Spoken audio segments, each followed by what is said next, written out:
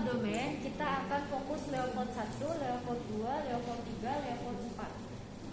Ya. Leopold 1 akan fokus kepada pemeriksaan fundus uteri nih, paling atas. Presentase fundus uteri, apakah kepala, apakah bokong, apakah seperti apa bentuknya yang di sini. Caranya adalah yang pertama, teman-teman tekuk dulu. Ibu boleh tekuk kakinya dua-duanya. Nah, tekuk gini. Kakinya posisi seperti ini pada level 1 sampai dengan level 3 saja. Nanti 4 kakinya lurus lagi. Ya. Ketika kakinya sudah seperti ini, teman-teman kelihatan nggak teh? Kalau saya raba ini kelihatan nggak? Kelihatan nggak? Kelihatan. Ini kelihatan. Kalau enggak saya turunin ini. Turunin aja. Yang penting teman-teman tahu ya, kalau level 1 sampai 3 kakinya itu ditekuk. Nah, caranya teman-teman kumpulkan dulu, himpun dulu, rapihkan dulu perutnya. Ya, caranya ibu maaf saya agak raba ya. Rapihkan dulu sampai dengan sudah terkumpul, pindah ke sini tekan. Kayak tadi pemeriksaan payudara. Jadi kalau mau periksa atas ini tekan, ini raba. Ya, rabanya gini. Nih.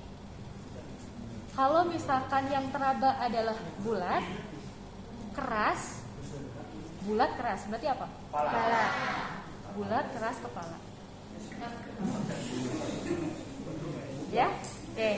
Ini yang leopard 1. Ya, caranya teman-teman himpun dulu. Nah, kemudian pindah sini, dorong ke atas, ininya raba. Oke, ini leopard 1. Oke. Kemudian kita masuk ke leopard 2, caranya adalah sama seperti payudara tadi. Kalau misalnya kita mau mengecek di daerah sini punggung atau kaki, maka sebelah sini dorong, tahan, ininya raba. Kalau misalkan yang teraba adalah panjang seperti papan, lalu keras, maka itu adalah punggung. Ya, punggung teh. Panjang seperti papan, lalu ke keras. Jadi panjang gitu ya. Diraba itu keras dari sini sampai sini. Berarti itu adalah punggung. Oke. Masih leopard 2. Yang tadi sebelah kiri, sekarang sebelah kanan. Ya, ininya dorong. Ininya raba. Berarti kalau di sini punggung, kemungkinan besar di sini adalah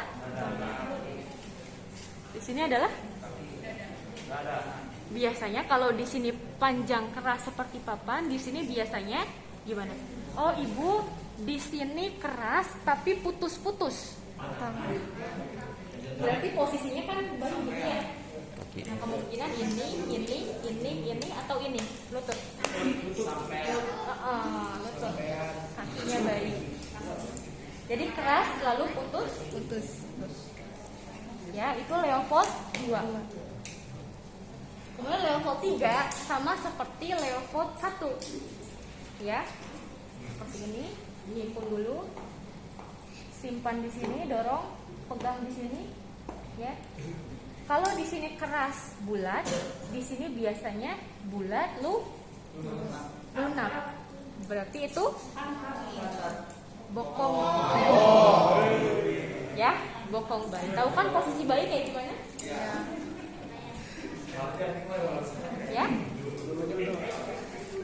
Oke.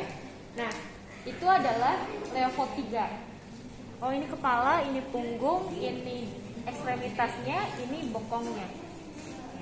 Ya, sekarang leopard ke-4. Leopard ke-4 adalah menentukan apakah bayi sudah masuk ke PAP atau belum. PAP itu apa? Pintu atas panggul. Pintu atas panggul. Kalau kepala bayi itu kan akan masuk ke terowongan tulang panggulnya ibu, ya, tulang panggulnya ibu. Lalu cara pemeriksaannya adalah gini. Nah, kalau misalkan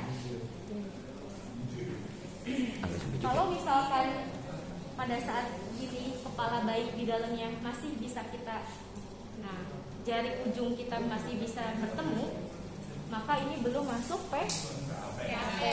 Ini tulangnya, ini tulang panggulnya, kepalanya masih di sini, ya masih bisa kita raba ketemu gini.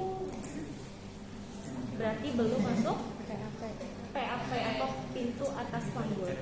Kalau misalkan sudah mau lahiran, ini tulangnya, kepala sudah masuk. Nah, maka kita menyentuhnya tidak akan lagi nyambung gini, tapi akan seperti memegang setengah lingkaran. Jadi gini bentuknya. Nah, karena yang depannya sudah masuk ke dalam PAP, jadi gini, jauh. Ini setengahnya lagi kemana nih? Udah masuk PAP, ya. Nah, oke, namanya kalau misalkan sudah masuk PAP itu di Vergen. Ada nggak di SOP-nya? Di Vergen. Kalau misalkan masih bisa kita genggam, masih bisa bertemu jari kita nih, kepalanya masih di atas PAP, maka itu disebut konvergen. Konvergen ada di SOP kalau nggak salah. Wah, banyak tulis nih.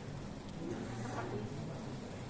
Ini kalau posisinya seperti ini, ya, ininya masih nyambung, kepalanya masih di sini, keraba, ini konvergen atau belum masuk pintu atas panggul.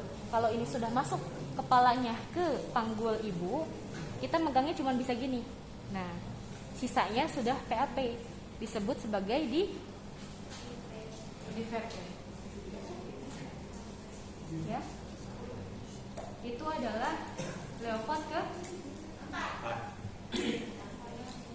Ya, Leopard ke-4.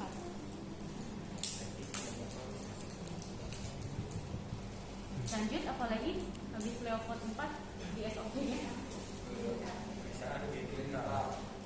Genital, oke. Genital sama sebetulnya. Kalau di situ ada pulpa haiti nggak?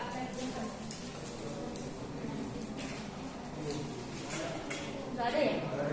Berarti pemeriksaan aja. Oke. Sebentar, sebelum lanjut ke genital, kita kan Leopard 4 tadi sudah, punten, lupa. Kita masuk dulu ke DJJ ya. Denyut jantung. Tambahan lagi Bapak kameramen. Di sini nggak ada jelly ya. Pernah perutnya di USG? Pernah lihat Bu? Pernah masuk ruangan? Pernah lihat. Pernah lihat di RSUD. Pakai jelly kan? Ya. Ya seperti itu. Nah, teman-teman meletakkan Doppler. Ya, sebetulnya Doppler itu zaman dulunya ada seperti gelas. Ada nggak di lab ya? Nah itu sama, tujuannya untuk mendengar detak jantung janin, tapi itu terlalu lawas. Tapi katanya harus ada Bu. Jadul, alatnya jadul. Ya, sekarang pakainya Doppler. Nah, Bu, nanti nyimpan Dopplernya di mana? Ya kan? Menyimpan Doppler itu teman-teman letakkan pada punggung janin. Punggung janin di mana? Karena hasil tadi Leopard berapa kalau menentukan punggung? 2. Leopard 2. Leopard 2 kan teman-teman sudah tahu punggungnya di mana. Kalau punggungnya di sini, ya, maka kepalanya di mana? Sini. Berarti ini bokongnya. Bayinya ada di sini kan? Sekarang saya tanya, kalau jantung itu lebih, kalau ke punggung lebih dominan di atasnya atau di bawah? Di atas. Maka kalau di sini kepala, di sini bokong, di sini punggung, maka menyimpan Dopplernya lebih ke atas atau ke bawah? Ya, makanya di daerah sini. Kalau sudah bisa diprediksi seperti itu, tinggal tambahkan, anggaplah ini jelly. Keluarkan, kasih sedikit aja, ya. Kalau sudah, di power nyalakan. Ini nggak nyala ya, punten.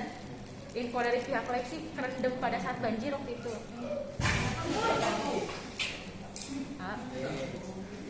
Ya.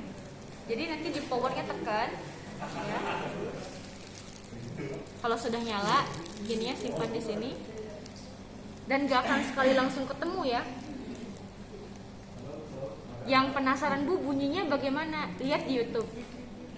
Ya, pemeriksaan DJJ pada ibu hamil. Oke. Nanti di sininya ada lope. Lope. Ada lopenya, ada love-nya. Jadi di situ ada nadi. Nadi janin normalnya berapa? 120 sampai 100 lebih tinggi daripada nadi dewasa ya, lebih cepat. Nah, nanti bunyinya akan duk duk duk duk duk. Nah, semakin kencang suara yang dihasilkan di Dopplernya, maka itu semakin mendekati posisi jantung. Maka kalau semakin jauh, suaranya makin kecil. Semakin jauh dari posisi jantung, dia akan semakin kecil ininya. Ketika dia semakin jelas, maka posisinya semakin dekat dengan jantung.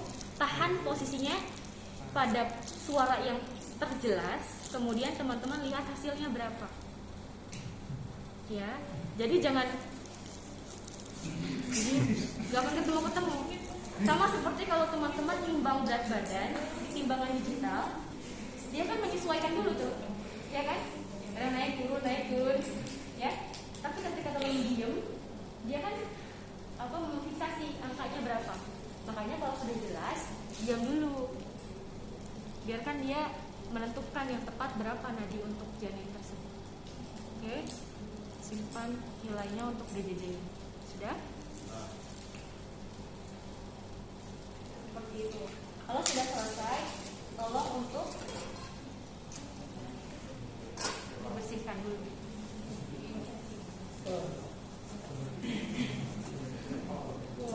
Ya. Kalau sudah, ada satu lagi.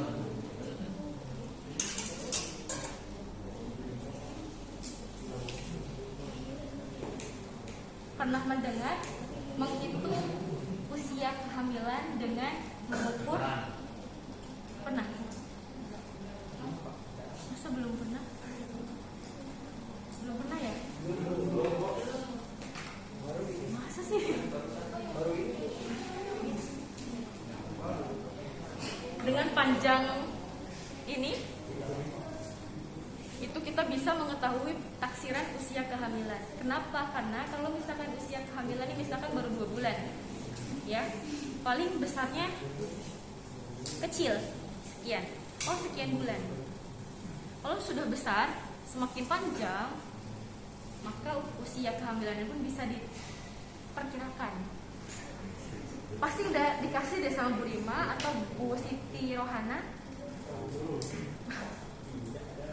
Nanti deh saya share ya untuk tabelnya. Nah, cara mengukurnya itu dari PX.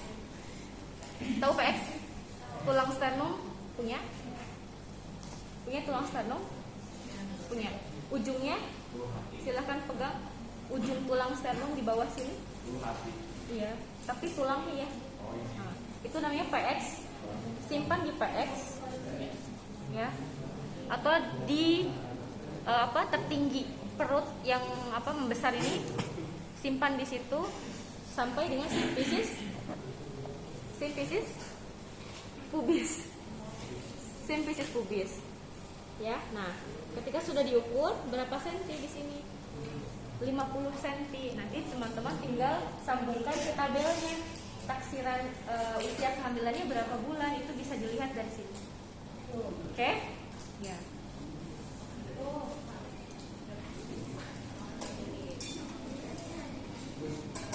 Sekarang kita tutup dulu, kita lapikkan dulu. Bilang aja kalau kalangan.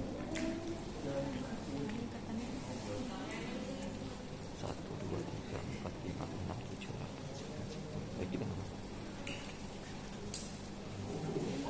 Sekarang kita masuk ke area genital. Karena di SOP tidak ada pulpa hygiene, kita cukup melihat saja.